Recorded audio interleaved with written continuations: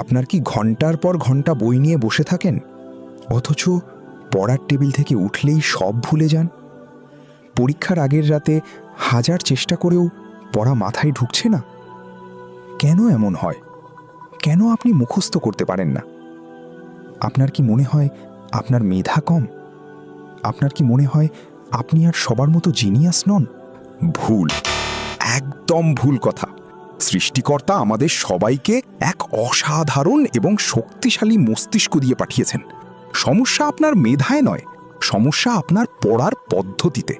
আপনি ভুল উপায়ে মুখস্থ করার চেষ্টা করছেন বলেই আপনার মস্তিষ্ক তা গ্রহণ করতে পারছে না। আজ এই মুহূর্ত থেকে নিজের উপর বিশ্বাস রাখুন, আপনিও পারবেন। আপনার পক্ষেও সম্ভব যে কোনো কঠিন পড়া খুব সহজে মুখস্থ করা। চলুন, আজ আমরা জানব বৈজ্ঞানিক উপায়ে পড়া মনে রাখার কিছু জাদুকরী টেকনিক। প্রথম টেকনিক, ফেইম্যান পদ্ধতি বা শিক্ষক সেজে অন্যকে শেখানো। কোনো একটি কঠিন বিষয় কয়েকবার পড়ার পর বইটি সম্পূর্ণ বন্ধ করুন। এবার ভাবুন, আপনার সামনে আপনার একজন বন্ধু কিংবা একজন ছোট বাচ্চা বসে আছে যে এই পড়াটি একদম বোঝে না।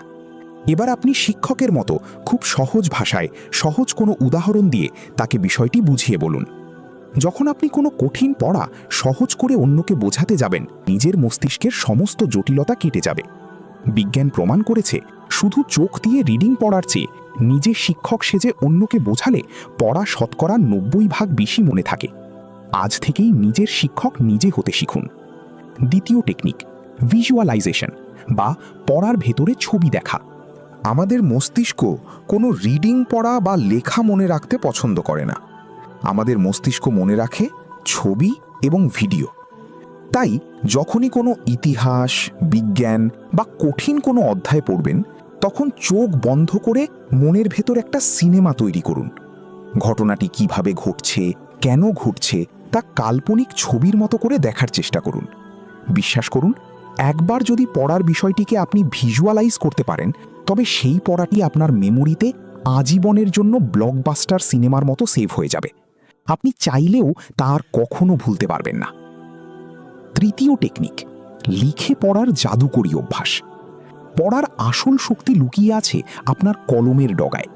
আমাদের মধ্যে অনেকেই অলসতা করে শুধু চোখ দিয়ে রিডিং পড়ে যায়। এই ভুলটি আজই বন্ধ করুন।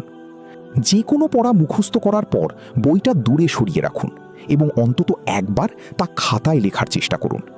দেখে দেখে নয়, নিজের স্মৃতি থেকে লিখুন। লেখার সময় আপনার চোখ, হাত এবং মস্তিষ্ক একসাথে একটি গভীর মনোযোগের কেন্দ্রবিন্দু তৈরি করে। এর ফলে সেই পড়াটি আপনার স্মৃতিতে এত গভীরভাবে গেঁথে যায় যে পরীক্ষার হলে কলম আপনা আপনি চলতে শুরু করবে। চতুর্থ টেকনিক, স্পেসড রেপিটেশন বা নির্দিষ্ট বিরতিতে রিভিশন। একটানা মুখস্থ করে কোনো লাভ নেই ভাই। মানুষ রোবট নয়, মানুষ ভুলে যাবেই, এটাই স্বাভাবিক। কিন্তু পড়া মনে রাখার আসল চাবিকাঠি হলো নির্দিষ্ট বিরতিতে আপনার মস্তিষ্ককে মনে করিয়ে দেওয়া। আজ একটি পড়া মুখস্থ করার পর তা 24 ঘন্টার মধ্যে অন্তত একবার রিভিশন দিন। এরপর ঠিক 7 দিন পর আরেকবার এবং 1 মাস পর শেষবারের মতো আরেকবার চোখ বুলিয়ে নিন।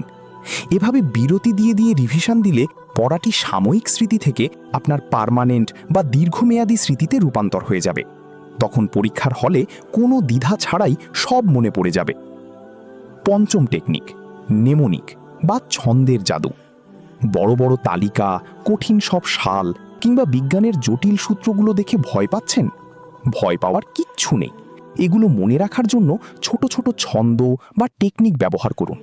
যেমন আমরা রংধনুর 7টি রং মনে রাখার জন্য বেনিয়াসো কলা শব্দটা ব্যবহার করি। ঠিক তেমনই কঠিন পড়াগুলোকে ছোট ছোট ছড়া, গল্প কিংবা নিজের মতো করে মজার কোনো শব্দের সাথে মিলিয়ে নিন। আপনার মস্তিষ্ক শুষ্ক এবং কঠিন তথ্যের চেয়ে গল্প বা ছন্দ খুব আনন্দ নিয়ে মনে রাখে।